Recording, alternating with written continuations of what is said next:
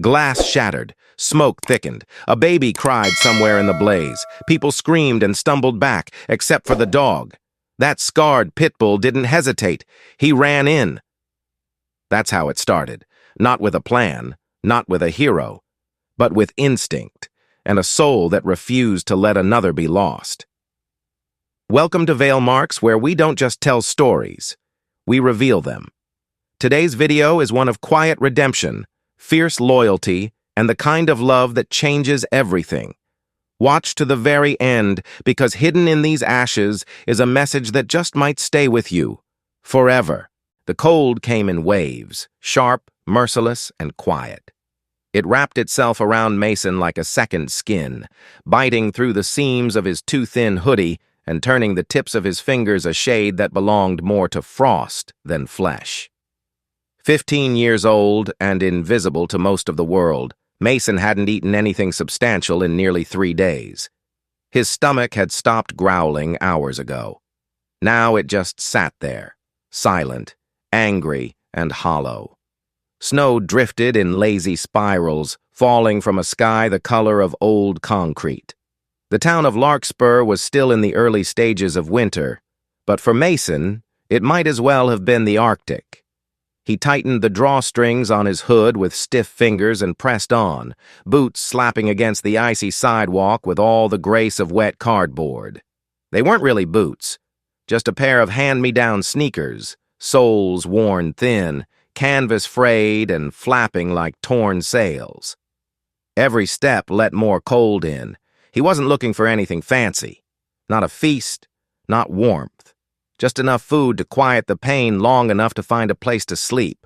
Somewhere dry, somewhere safe, somewhere no one would find him and ask questions he didn't want to answer. The corner store sat hunched on Main Street like an old man tired of being useful. Its windows fogged over from the inside, but Mason could still see the warm glow of overhead lights, the soft blur of shelves, and the slow shuffle of the clerk behind the counter. He waited across the street for nearly 15 minutes, tucked behind a garbage bin, watching. People came and went. Older folks in long coats, a mom with a toddler on her hip, a teenager buying energy drinks. No one looked around. No one saw him. That was the thing about being alone for so long. You got good at not being seen. When the coast seemed clear, Mason darted across the road, ducked low, and slipped in through the side entrance, the one meant for employees.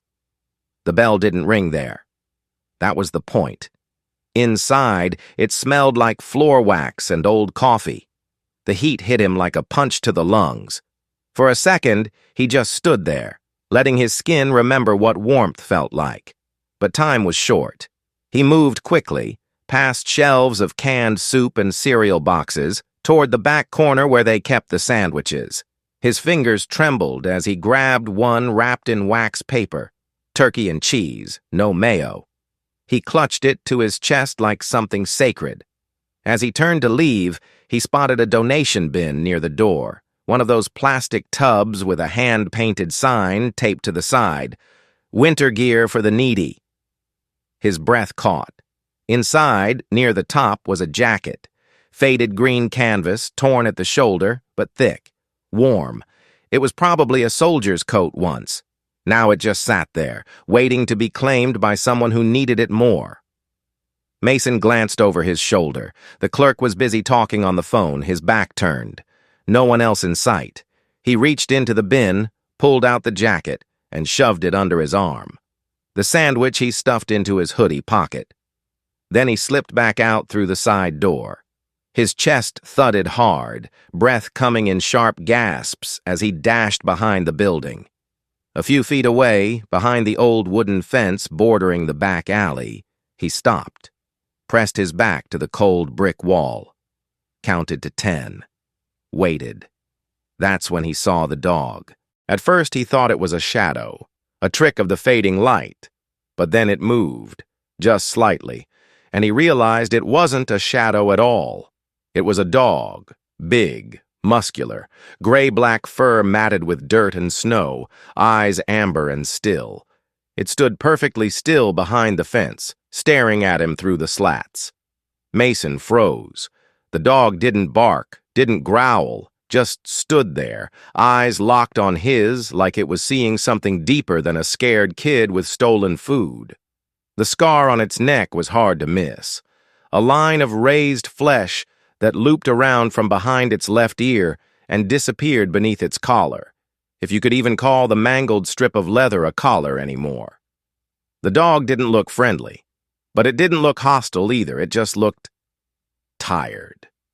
Mason stayed where he was, heart pounding. Any second now he expected the dog to lunge, to bark, to bring attention he couldn't afford, but it didn't. It tilted its head slightly like it was trying to make sense of him, like it recognized something in him. Mason whispered, mostly to himself, "You're not gonna bark." The dog blinked once, still silent, and in that moment something strange happened. Mason, cold, hungry, running out of options, felt a lump rise in his throat, not from fear, not from guilt, from being seen, not chased, not judged, just seen. It was a look that said, "I know what it's like to be freezing, starving, and forgotten." It was a look that said, "You don't have to explain." And that look hurt more than any insult ever could. Mason lowered his gaze, adjusted the coat under his arm, and whispered, "Sorry," though he wasn't sure if it was to the store, the sandwich, the jacket, or the dog. Then he turned and walked away.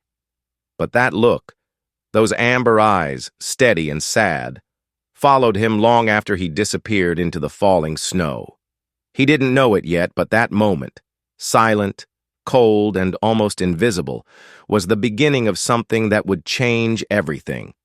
Because sometimes, redemption doesn't come with sirens or second chances announced by name.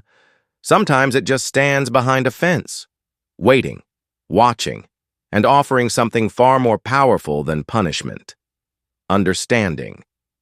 The sky was already losing its color when Mason stumbled out of the alley, jacket clutched tight to his chest and breath fogging in short, frantic bursts. Snow had started to fall again, thin, sharp flakes that stung against his cheeks like pinpricks. His legs ached from moving too fast for too long. The sandwich in his hoodie pocket was warm only by comparison to everything else. He turned down a narrow trail behind the row of closed-up storefronts, looking for shelter, a place to hide, a place to be still. He wasn't sure where to go, only that he had to keep moving until he found somewhere the wind couldn't reach him. That's when he heard it. Not a bark, not even a growl, just the crunch of paws in snow. He turned. The Pitbull was there, 10 paces behind him, head low, shoulders square, eyes glowing in the dusk like embers. It hadn't made a sound when it followed him, just appeared, like a shadow that had finally decided to step into the open. Mason stood still. For a long second, the two stared at each other across the slush and silence. "You're still following me?" he said, voice cracking. "Why?" The dog tilted its head, then turned and started walking, slowly, deliberately, down a dirt path Mason hadn't noticed before. It paused after a few steps and looked back. Mason blinked. Are you leading me somewhere?" No answer, just the dog waiting, and somehow Mason followed. They walked for what felt like forever, the snow falling harder now, layering over the dirt in uneven patches.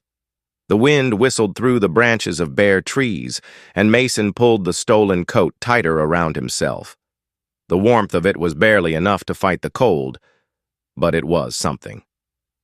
Eventually, the dog stopped near an old building tucked behind a rusted chain-link fence. It might have been a tool shed once, or maybe a barn. Now it was just bones, wood and nails and shadows. The windows were boarded, the door hanging off its hinge. The Pitbull nosed the door open and slipped inside. Mason hesitated. He looked back the way they came. The wind screamed behind him. He stepped inside. The air inside was dry, at least. It smelled like dust and old hay. Moonlight crept in through a crack in the ceiling, just enough to show him the shape of the space. Empty crates, broken shelves, a pile of flattened cardboard in one corner. It was cold, but it was still. The dog circled once, then settled into the corner, curling its thick body into a tight coil. Mason stood awkwardly, unsure what to do, unsure if this was some kind of trap his freezing brain had made up. But then he felt the sandwich in his pocket. He pulled it out, sat down cross-legged on the floor, and unwrapped it. Turkey and cheese. Nothing special. But to Mason, it was gold. He looked at the dog. "You hungry?" The dog lifted its head but didn't move. Mason tore the sandwich in half and pushed one half toward the Pitbull. "Here. I wouldn't have this if it weren't for you, I guess. You earned it." The dog sniffed it. Then, cautiously, took it between its teeth and lay back down to eat. Mason ate his half slowly. It was dry. The cheese was rubbery, but it was the first real food he'd had in days, and it filled his stomach like sunlight. When they were done, Mason leaned back against the wall. The cold crept in from the floor, but it wasn't as sharp anymore. He pulled the coat tighter around his body and glanced over at the Pitbull. "You don't bark," he said softly. "You just watch.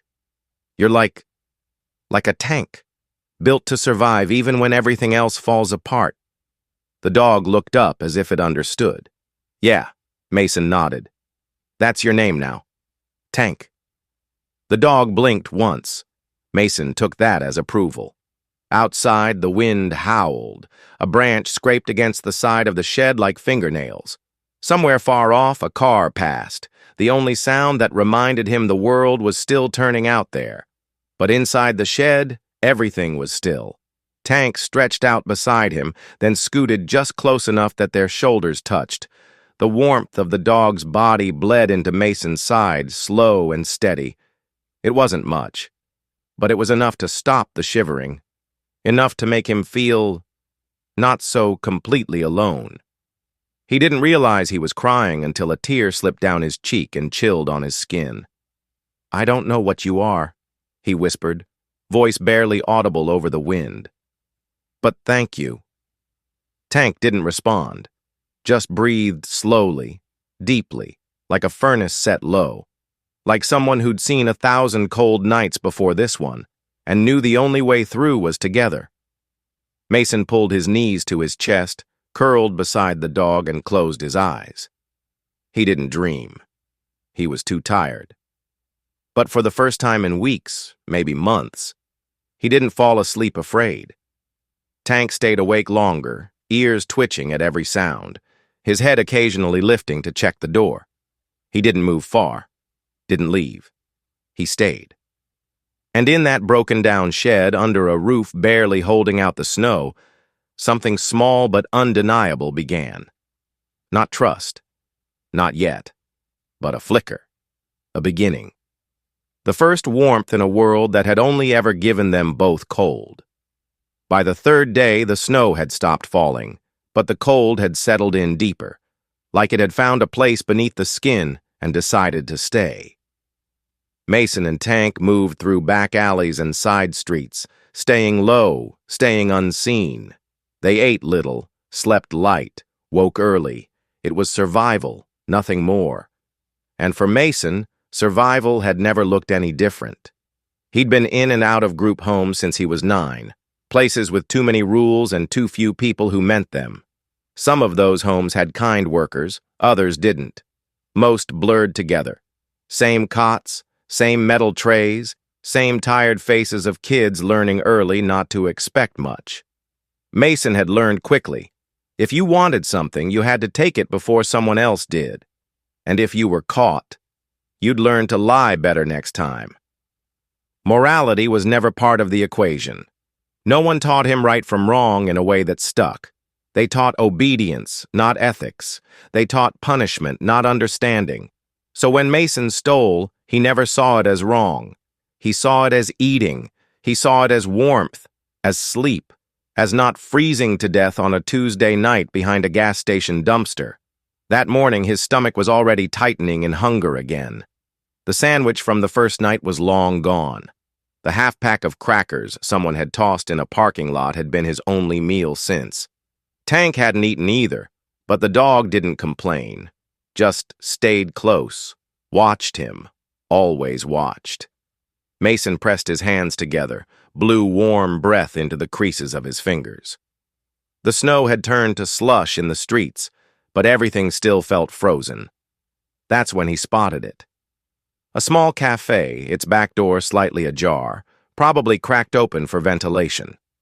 Through the gap, Mason could see the counter inside, empty. The staff must have been distracted. On a nearby tray, someone had left a wrapped sandwich, a full one, egg and bacon. Fresh. His legs moved before his mind did. He crept closer, glancing left and right. No cameras he could see, no one yelling, just one quick grab and he'd be gone. Easy. He reached out a hand, fingers trembling, not from fear but hunger. And then he stopped. Not because of a sound, not because someone caught him, because of Tank. The dog had followed him, of course, always did. But this time he wasn't waiting from a distance. Tank stood between Mason and the open door, body still, gaze fixed on him. No growl, no bark, just presence, blocking the way. Mason frowned. "Tank, come on! I'm not going to take much. Just one sandwich." The dog didn't move. Mason stepped right. Tank stepped with him, left. Same thing. He wasn't aggressive, wasn't warning. He was asking Mason to think. And for some reason, Mason did. His hand lowered slowly. He looked at the sandwich, then back at Tank. And for the first time, he heard something inside himself. Not hunger, not survival, shame. Not the shame of getting caught. That had never bothered him much. He was used to being blamed, punished, accused. But this was different. This was the kind of shame that came when someone believed in you and you didn't want to let them down. Tank didn't have a leash, didn't have a voice. But somehow, in that moment, Mason felt like the dog knew who he could be, not just what he was, and that hurt more than any punishment ever had. He stepped back from the door, turned around, and walked away. Tank followed. They didn't eat that day. They spent the night in a sheltered spot beneath a closed-down hardware store, curled on the cold concrete floor. No blankets, no food, just wind whistling through the boards and their bodies pressed close for warmth. Tank didn't go looking for scraps, didn't wander off in the night. He stayed curled beside Mason, tail tucked close, eyes closed, steady. Still there, still choosing him. Mason stared at the ceiling beams above, the paint peeling in long strips like old skin. He thought about the sandwich, about how easy it would have been. And then he thought about Tank, standing there, not barking, not growling, just being disappointed. Or maybe not even that. Maybe just hopeful, like someone waiting for Mason to make a choice on his own. And for the first time in his life, Mason wanted to live up to that. He wanted to be better, not for praise, not for reward, just because someone, something, had stayed when they didn't have to. Tank could have walked away a dozen times already, but he didn't.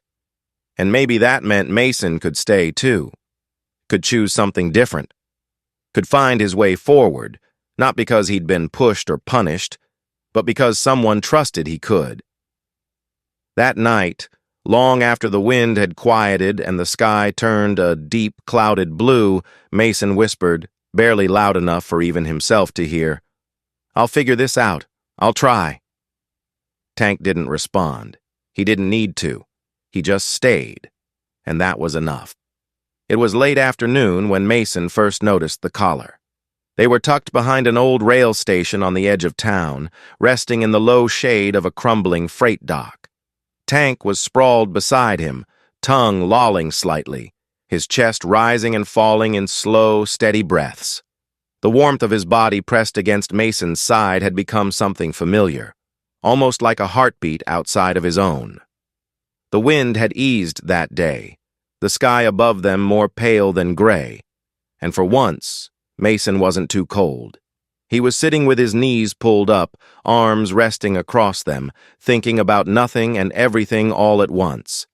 Then, as he reached over to scratch behind Tank's ear, his hand brushed something rough, uneven metal hidden beneath the thick fur and old dirt. He frowned. "What's that?" Tank didn't move, just tilted his head slightly, allowing Mason to push away the fur. There, resting against his neck, was a fragment of a collar, burnt and warped, the leather long since frayed away. Attached to what was left of the buckle was a small metal tag, blackened at the edges like it had survived a fire. Most of the lettering was scraped or melted off, but if Mason squinted hard enough, he could still make it out. K9, Rescue Unit Number 143. He stared at it for a long time, thumb tracing the letters. Rescue Unit? Mason glanced down at Tank, who had closed his eyes again, resting peacefully beside him, unaware or maybe unconcerned that his past had just started whispering. "You weren't just some street dog," Mason muttered. "You worked. You had a job." He didn't know what it meant yet, but he couldn't let it go. That night, as Tank slept curled up by his side under a loose tarp they'd pulled into an alley, Mason lay awake, staring up at the stars hidden behind city haze. The question pulsed in his chest. Who were you before me? The next morning, Mason did something he hadn't done in months. He walked into a public building on purpose. The town's library was small, just 2 floors and a faded blue carpet that smelled like old paper and rain. Mason kept his head down as he slipped inside, Tank waiting outside beneath a pine tree. The librarian didn't even glance up. Mason was grateful. He found a free computer, heart pounding as he sat down. Typing wasn't easy, his fingers stiff, the keyboard too clean, but he managed. K9 Rescue Unit Number 143. The first few results were garbage. Forums, ads, training schools. Then he saw a news article dated almost a year ago. K9 dog missing after forest fire. Handler killed in line of duty. Mason clicked. The article was short, but the photo stopped him cold. A younger version of Tank, coat cleaner, eyes brighter, standing alert beside a man in a fire department uniform. The headline named the handler as Officer Matt Dawson, a wilderness firefighter and canine rescue trainer. According to the story, the team had responded to a fire that broke out in the northern forests just outside the county. A small group of campers had gotten trapped inside a collapsing shelter. Tank, then still part of the team, had run in with Matt. Together they'd pulled 3 people out, but only one of them made it back. Matt had died when the shelter's roof gave in. No one had seen what happened to Tank after that. The last eyewitness had reported the dog running back into the smoke, refusing to be held back. He was never found. Until now. Mason leaned back in the chair, his throat dry. The air in the library felt too tight, too quiet. He stood up, walked outside, and dropped to the grass beside Tank. The dog looked up, ears twitching. Mason didn't say anything at first. He just stared at him. "You're not lost," he whispered eventually. "You ran away." Tank blinked slowly. "You lost him. The guy who trained you. The guy you worked with. You saved people, but you couldn't save him." His voice cracked, just slightly. "You've been running ever since." Tank lowered his head onto Mason's knee, eyes closing with a soft sigh. And in that moment, Mason didn't see a guard dog or a rescuer or a fierce, silent shadow anymore. He saw grief. He saw loyalty unreturned. He saw a soul that had loved and lost and never stopped searching. Mason rested his hand on Tank's broad head and whispered, "So, you lost someone too, huh?" Tank didn't move, didn't need to. The silence between them was enough. They sat like that until the sun dipped behind the trees. 2 beings, scarred and stitched together by absence, no longer wondering who the other had been. only grateful they'd found each other now. And for Mason, it was the first time in a long time that someone else's pain made his own feel a little less lonely. The wind carried smoke long before Mason saw the flames. He and Tank had been walking along the edge of the east side, near a cluster of run-down apartments that most folks in town pretended didn't exist. The buildings leaned against each other like tired shoulders, their siding weather-worn, windows patched with cardboard or old bed sheets. It was the kind of place where no one asked questions and everyone stayed out of everyone's business. But that night the quiet broke. A scream pierced the cold air, sharp and raw. Mason turned his head just as orange light flickered behind a second-story window. Then came another scream, this time smaller, higher. A child. People spilled into the narrow street, their faces pale with fear, their feet frozen to the pavement. A woman sobbed into her hands. A man shouted for water, though he held none.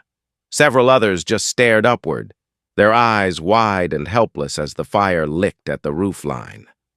Mason froze. It was instinct. It always had been. When things got bad, really bad, you ran. You kept your head down, stayed out of the way, because no one was coming to save you and you didn't stick your neck out to save anyone else. He could feel the urge to disappear tightening in his chest like a fist. Then Tank moved. The Pitbull bolted forward without a sound, cutting through the smoke and crowd like a bullet. No hesitation, no glance back. "Tank, wait!" Mason shouted, but his voice cracked on the second word. The dog didn't wait, and that was what changed everything. Mason looked around. No one else moved. No fire trucks yet. No sirens, just shouting and panic. The front door of the apartment was blocked by fallen debris, flames spilling out the windows above like the breath of a sleeping dragon. Somewhere inside, the child screamed again. Mason's legs carried him before his mind gave permission. He ducked past a toppled trash bin, leapt over a rusted bike, and followed Tank through the splintered doorway. Heat hit him like a wall, thick and heavy with smoke. The hallway was dim and glowing, shadows dancing madly across the stained walls. He coughed hard, eyes stinging, blinking against the haze. "Tank!" he called, barely audible over the crackling wood. No response, just paw prints smeared in soot leading toward the back stairwell. Mason followed, coughing harder now, one arm over his mouth. He could barely see, barely breathe. But he pushed forward, floorboards groaning beneath his feet. On the second floor, he found them. Tank stood beside a closed door, barking now, deep and urgent. Mason stumbled forward, grabbed the doorknob and wrenched it open. Inside, the air was worse. A mattress was already burning in the corner, the curtains melted onto the floor. But in the far corner, behind a toppled chair, a small girl huddled, no older than 4, her cheeks streaked with tears and soot. Her eyes locked on Mason's. For a split second, he froze again. What am I doing? But Tank barked once more, loud and clear, snapping him back. He ran to the girl, scooped her up in his arms. She coughed violently, clinging to his shirt. "Hold on," he whispered, voice shaking. "I got you." The hallway behind them was choking now, black smoke pouring up the stairs like rising floodwater. Mason turned to Tank, who was already running, leading the way back through the thick haze. They made it to the bottom steps when the ceiling groaned above them. Loud, then louder.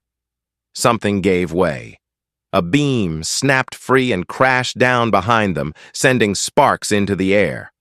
Mason shielded the girl with his body and kept running. He didn't think. He didn't plan. He just followed the shape of Tank ahead of him and the instinct to live, to save. Outside, the cold air felt like knives, but it was a mercy compared to what they'd just escaped.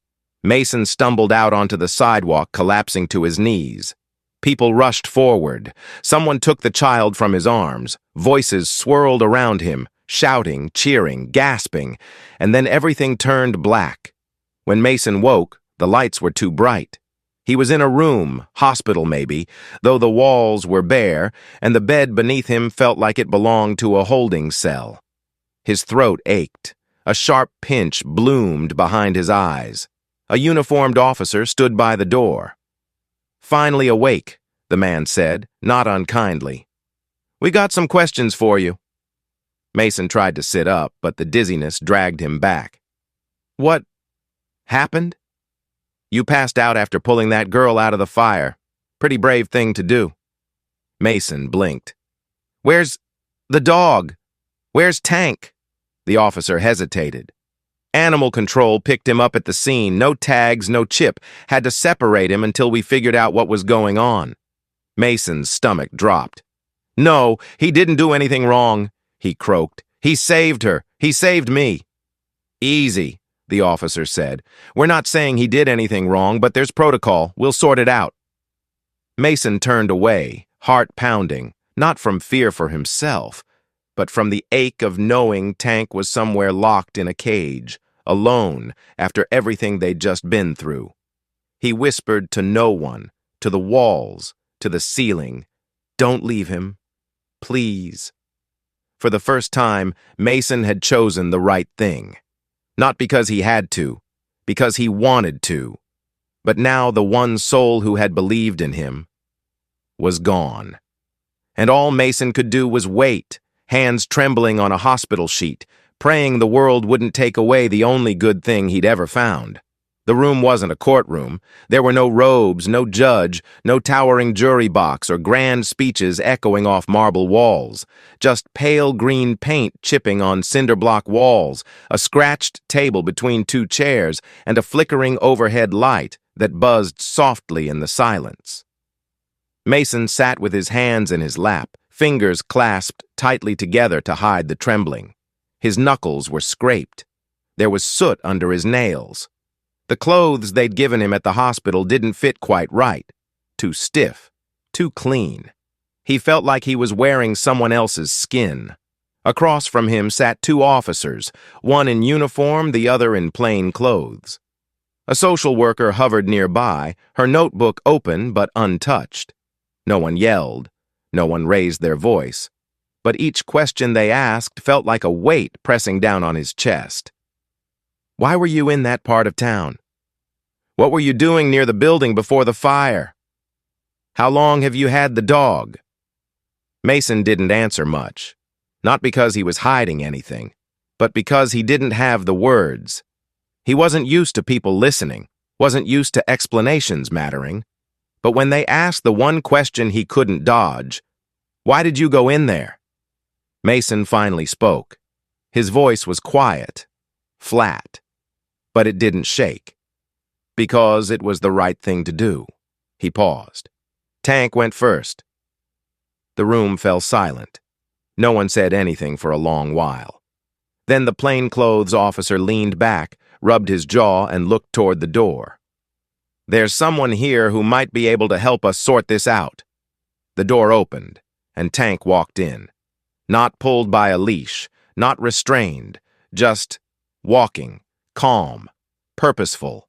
His coat was cleaner now. Someone had tried to brush off the ash, clean the burns. But his eyes were the same, sharp, steady, gold like sunlight filtered through a storm. He scanned the room once, then walked straight to Mason. No hesitation, no sniffing around, just straight across the cold floor to the boy who had followed him into fire.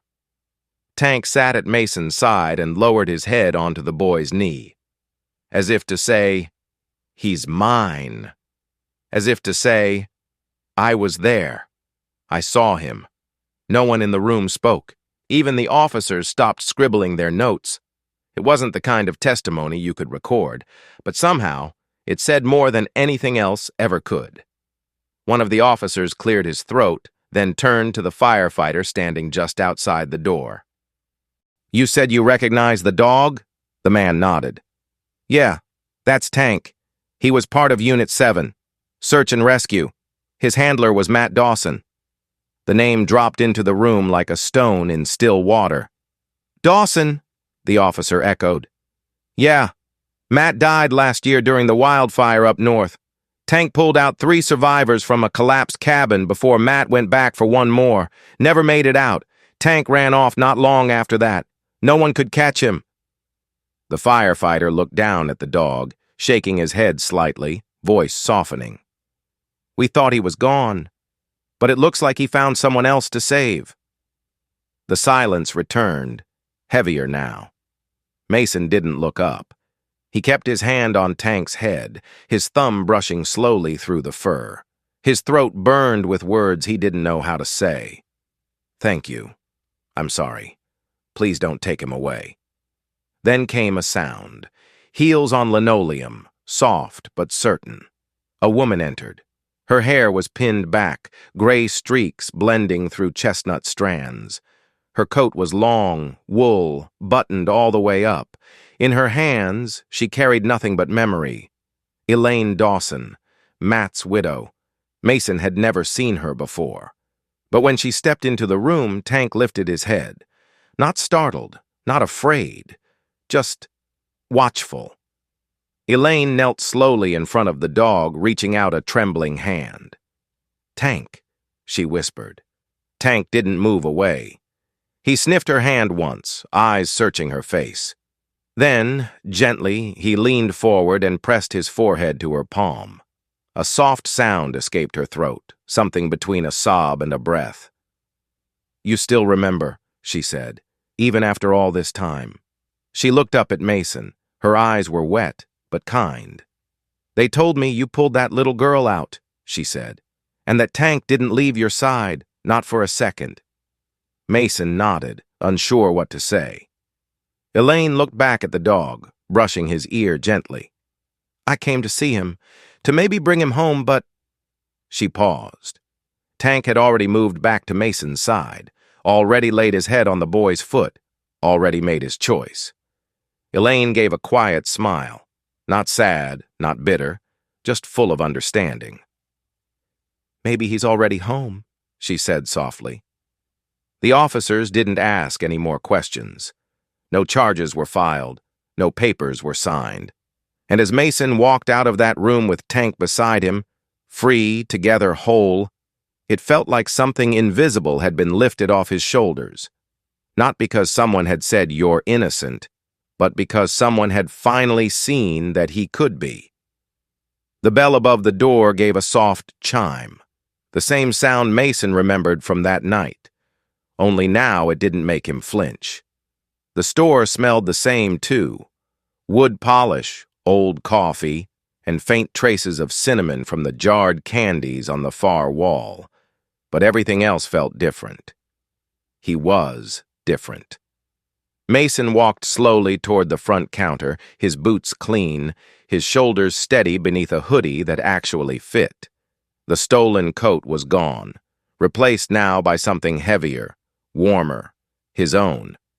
In his hands, he carried a small brown paper bag folded carefully at the top. Behind the register stood the same old man, Mr. Carter. Thin glasses, gray eyebrows like wisps of smoke, and a quiet calm about him that made the store feel like it had always been there, waiting. Mr. Carter looked up and gave a nod. Mason didn't expect recognition. The man saw dozens of faces every week. But something flickered in his eyes when he met Mason's. Something that wasn't suspicion, just time, memory. Mason placed the bag gently on the counter. Inside was a fresh sandwich, turkey, tomato, lettuce on sourdough. The same kind he'd stolen what felt like a lifetime ago. On top of the bag, he laid a folded piece of paper.